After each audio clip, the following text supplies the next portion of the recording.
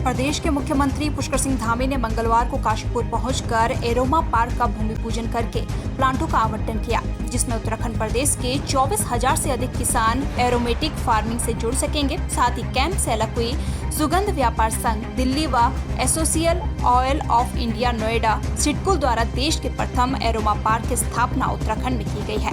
इसी के साथ उत्तराखंड देश का पहला राज्य बन गया है जहां एरोमेटिक सेक्टर के विकास के लिए राज्य सरकार द्वारा सुगंध पौधा केंद्र की स्थापना की गई है।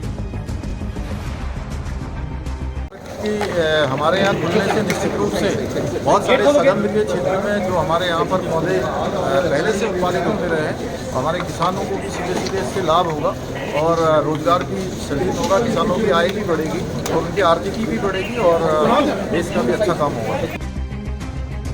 भारत सरकार की महत्वपूर्ण योजनाएं और उत्तराखंड सरकार की योजनाओं को धरातल पर कैसे आगे बढ़ाया जाए, इसको लेकर उत्तराखंड के मुख्यमंत्री पुष्कर सिंह धामी द्वारा उत्तराखंड के वरिष्ठ अधिकारियों को सभी जिलों में जाकर कार्यों की समीक्षा करने के निर्देश दिए गए हैं, जिसके बाद पूरे उत्तराखंड के जिलों में वरिष्ठ अधिकारी कार्यों की समीक्षा कर रहे हैं। हरिद्वार जिले में लोक निर्माण, औद्योगिक विकास, खनन एवं आयुष उत्तराखंड शासन के सचिव डॉक्टर पंकज पांडे द्वारा सभी विभागीय अधिकारियों के साथ कार्यों की समीक्षा के साथ ही दिशा निर्देश दिए गए हैं। देखिए, माननीय मुख्यमंत्री जी ने ये निर्देश दिए थे कि सारे वरिष्ठ अधिकारी हर महीने किसी एक जनपद में जाएंगे, उसका लोकेशन भी किया गया है। तो सचिव स्तर से ऊपर के सारे अधिकारियों को जनपद अलॉटेड है। मुझे इस महीने में हरिद्वार जनपद दिया गया था, तो मैं कल यहाँ पे आया था। तो पहले मैंने विभागीय समीक्षा की थी, पीडब्ल्यूडी की डिटेल में सारी सड़कें जो भी चल रही हैं, जो इम्पोर्टेंट सड़कें हैं उनका क्या स्टेटस है, क्या क्या काम हो रहा है। कांवड़ से रिलेटेड जो इश्यूज़ थे उनको हमने टेकअप किया। फिर अभी सुबह मैंने NH और NHI के जो रोड्स हैं, यहाँ पे जो हाईवेज़ हैं जिन पे काम चल रहा है, जो प्रस्तावित है, उनकी सुबह समीक्षा की। उसके बाद फिर मैं जमालपुर कलां गाँव में गया था। उधर पेयजल की 3-4 स्कीम्स देखी मैंने, आयुर्वेद के 2 अस्पतालों का निरीक्षण किया, मनरेगा के काम भी देखे मैंने, आंगनवाड़ी सेंटर्स का इंस्पेक्शन किया, स्कूल क्योंकि अभी बंद चल रहे हैं तो बाहर से स्कूल भी देखे मैंने, सरस जो विपणन केंद्र है उसको भी मैंने देखा, 5-6 ग्रुप की महिलाओं से भी बात किया, उनके इश्यूज़ थे वो भी देखा मैंने, और जो रिलेटेड और इश्यूज़ थे उन पर भी विचार विमर्श किया।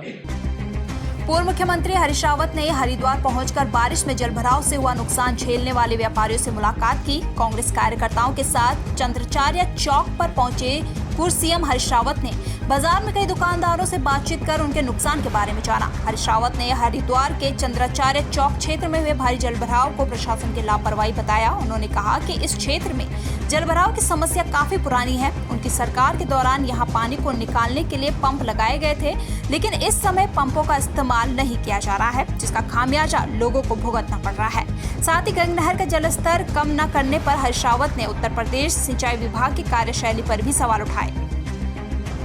अब बारिश तो हुई, मगर जिस तरीके से दुकानों में उनमें सब पानी घुसा है, लोगों का सामान बर्बाद हुआ है, लोगों को नुकसान हुआ है, वो सारी चीज़ें चिंताजनक हैं और बिल्कुल पूरी लापरवाही लगती है।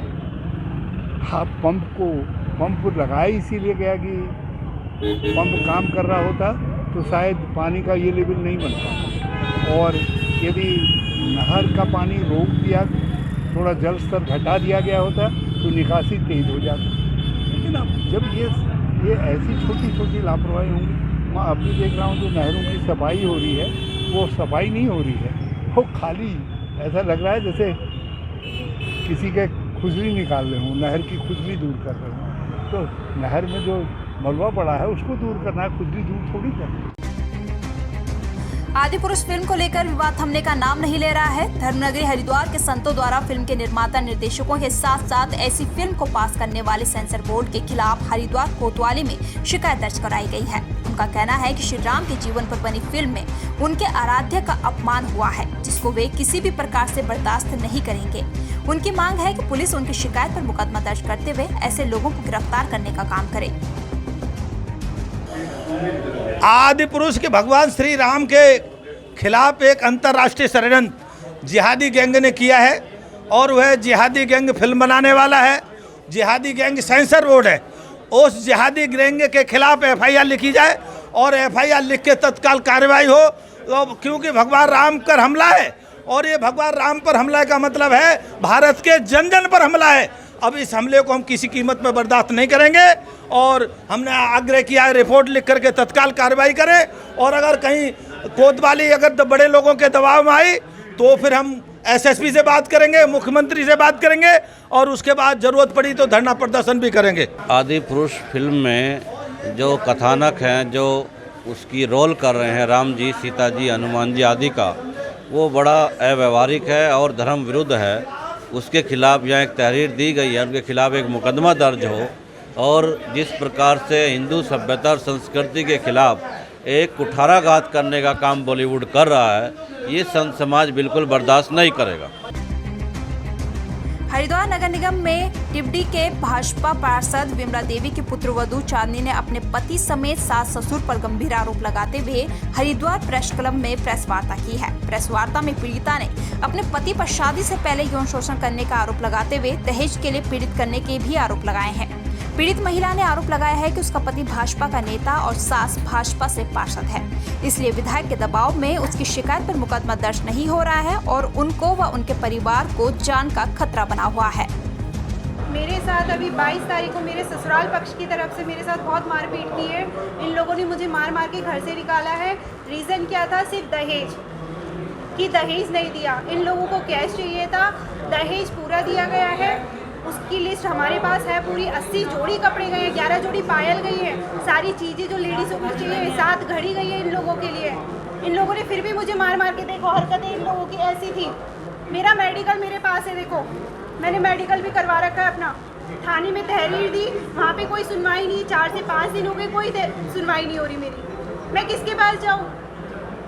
ये दरिंदा ऐसी नहीं, ऐसी घूमेगा ये दरिंदा।